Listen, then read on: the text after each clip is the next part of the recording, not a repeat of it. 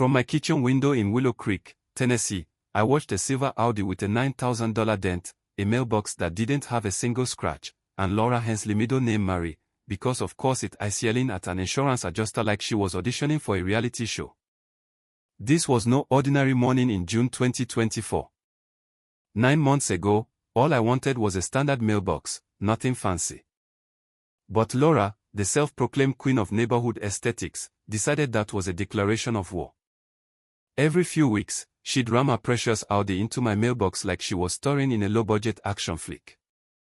What she didn't know was that I don't let problems fester.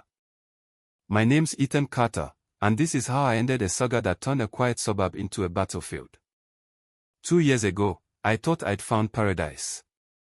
Willow Creek was the kind of place where the biggest scandal was whether the Miller's new deck matched the HOA's approved shade of cedar. I'm a mechanical engineer, working remotely, which means I spend my mornings sipping coffee and watching the world wake up. It was serene until Laura Hensley turned my simple quest for a functional mailbox into a 9-month vendetta that ended with her Audi looking like it had lost a cage match with a bulldozer. It started innocently. I just settled into my cozy 4-bedroom on Oak Lane, complete with a yard and a garage I'd already stuffed with every tool imaginable. The previous owner left a rusty mailbox that looked like it hadn't been touched since the Reagan era. So, I did what any engineer would. I bought a sleek, grey metal mailbox from the hardware store, installed it on a sunny Saturday, and admired my handiwork. I thought I'd checked off a chore before noon. Then Laura showed up. 48 hours later, she was at my door, clutching a notebook like it was a sacred relic and wielding a tape measure with the precision of a sniper. Laura was in her early 40s, with a bob haircut frozen in 2003 and a faded green jacket that screamed, "I used to be important." Her habit of tapping her pen against her teeth between sentences was oddly unsettling. "Hi," she said, skipping any pretense of warmth. "I'm Laura Hensley, Aesthetic Compliance Officer for Willow Creek. Your mailbox violates several regulations." She pointed at my perfectly standard mailbox like it was a war crime. I laughed, thinking it was a prank. The mailbox was regulation height, installed exactly where the old one stood. "Violations?" I asked, still grinning. "It's just a mailbox." Laura didn't blink.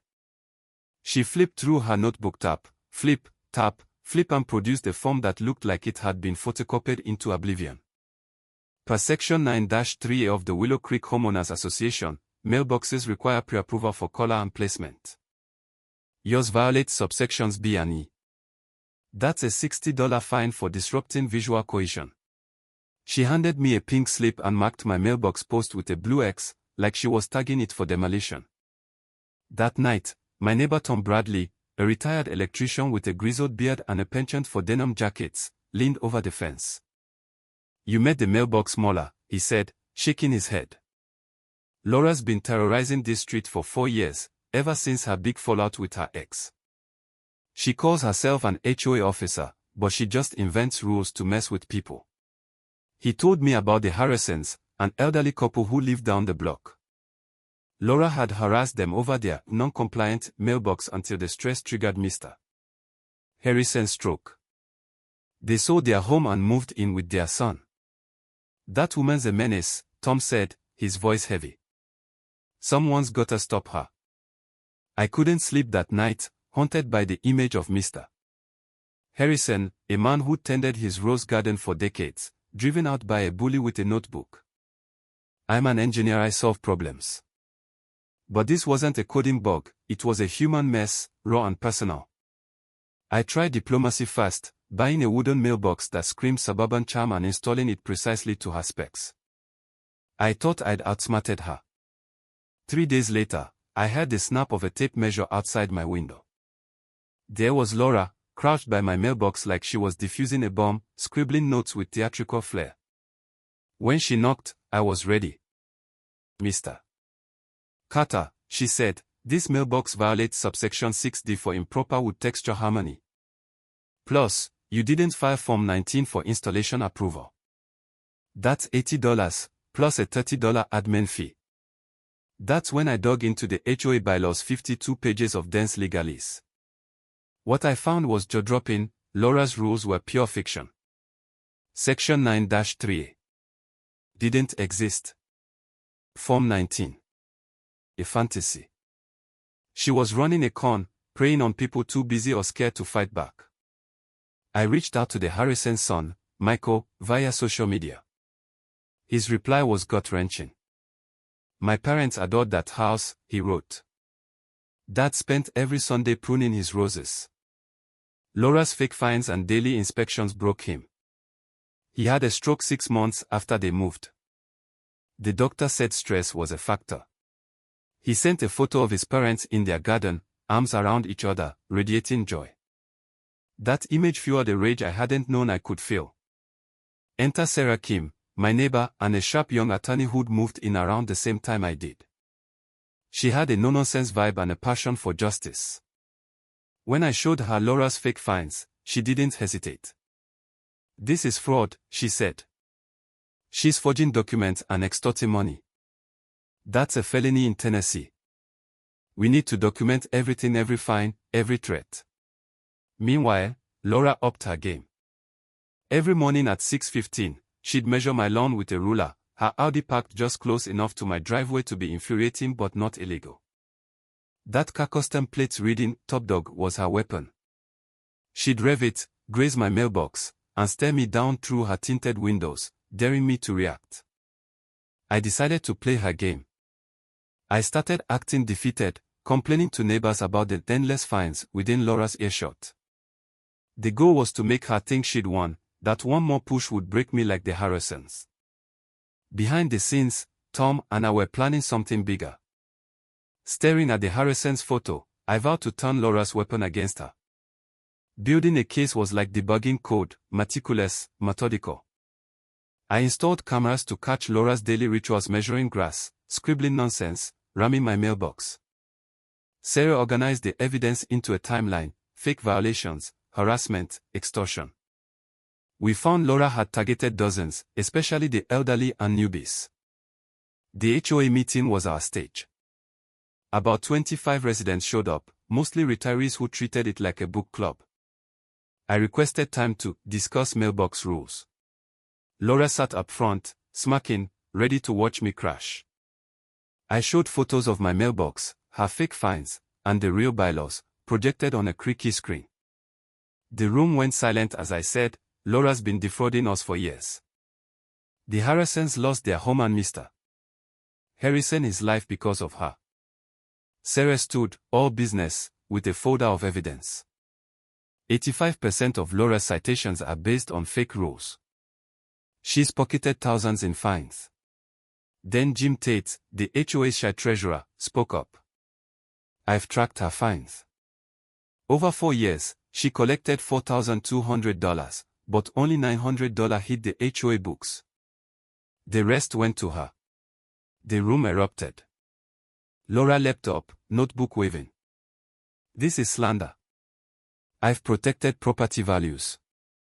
You'll hear from my lawyer. She stormed out, threats trailing like exhaust. But she wasn't done.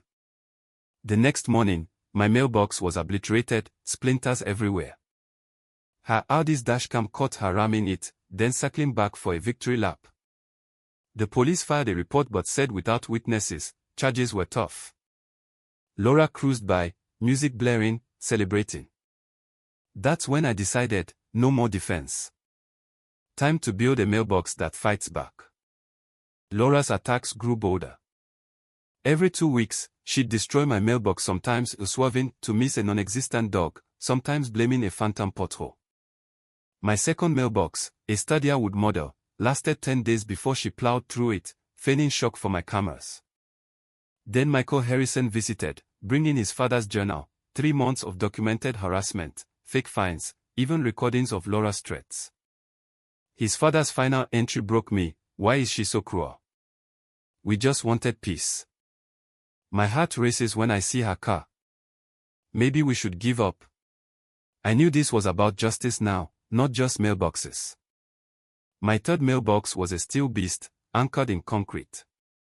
Laura upped her game, enlisting her cousin Nate, a broke grad student, to distract me while she rammed it. Tom watched, worried. She's unhinged, he said. We're not just fighting a bully anymore, dangerous. That night, over beers in my garage, Tom had a spark. You're playing defense, building stronger mailboxes. She's got an Audi, but we've got physics. What if we built a mailbox that looks weak but wrecks whatever hits it? It was genius. We sketched a design, a steel core, concrete base, disguised as a flimsy wooden post. Laura would take the bait, and our Audi would pay the price. We spent a week gathering material: steel pipe, rebar, concrete working lathe to keep it secret. On a crisp June Saturday, we dug a 3-foot hole, poured 60 bags of concrete, and welded a 4-inch steel pipe to rebar. The wooden shell matched my old mailboxes, complete with a cheap-looking stain to scream, "Easy target." Sarah vetted the plan legally. You can protect your property. This is reasonable. Laura spied on us, circling every hour, snapping photos. Tom waved cheerily, messing with her head. By Sunday night, the Vanguard mailbox stood, innocent but invincible, ready for its moment. I barely slept, checking the mailbox from my window, thinking of Mr. Harrison. Monday, June 17, 2024, was Impact Day. At 8:42 a.m., Laura's Audi crept down Oak Lane, then gunned it, hitting 35 miles per hour. Sarah had neighbors ready, phones out. The crash was epic: a rattling crunch, then the wail of a dying engine. The mailbox didn't flinch. Laura's Audi totaled. Hood crumpled, airbags popped, coolant pulling. She stumbled out, dazed, staring at the unscathed mailbox like it was alien tech. Neighbors swarmed. Mrs. Lopez recorded. Jim measured the wreckage, mimicking Laura's antics. Sarah approached, cool as ice. Ms. Hensley, I'm Sarah Kim, Ethan's attorney. We're discussing your pattern of vandalism and fraud. She handed Laura a dossier, 9 months of evidence. Laura cycled through denial. It was an accident, to rage. This mailbox is a hazard. Sarah shot her down. You've destroyed 5 mailboxes, costing Ethan $500. This is the consequence of your crimes. The $9,000 repair estimate crushed Laura. Her Audi lease was already shaky. Insurance wouldn't cover intentional damage. Jim revealed her $4,200 fraud, and Michael filed a wrongful death suit, linking Laura's harassment to his father's stroke. Laura sat on the curb, defeated, as police took statements. Tom grinned at the pristine mailbox. She broke herself. We just built something unbreakable. The fallout was swift. Laura's Audi was repossessed. She drove a beat-up Chevy by July. Felony fraud charges piled up, and her house hit the market. The HOA elected Jim president, with Sarah as legal counsel, banning solo fines. We planted a garden by the mailbox, a Harrison Memorial, with a plaque for Robert Harrison. A scholarship in his name grew to $12,000, funded by neighbors who'd found their courage. The Vanguard mailbox became legend. Kids touched it for luck, drivers slowed down respectfully. Tom and I started consulting, helping other neighborhoods build bulletproof solutions. A year later, Laura's a cashier in Kentucky, driving carefully. The mailbox stands, untouched, a symbol that brains and grit beat bullies. I got an anonymous note, "Thank you for showing good can win," with a carved mailbox labeled Vanguard Strong. It sits by Mr. Harrison's photo, a reminder that engineering justice lasts. So, what's your take? Could you forgive Laura, or was her downfall pure justice? Ever faced a bully who thought they were untouchable? What would you build to stop them? Share your story, hit like, and subscribe for more tales of real people fighting back. Let's hear your wildest ideas, because sometimes, the best revenge is just better engineering.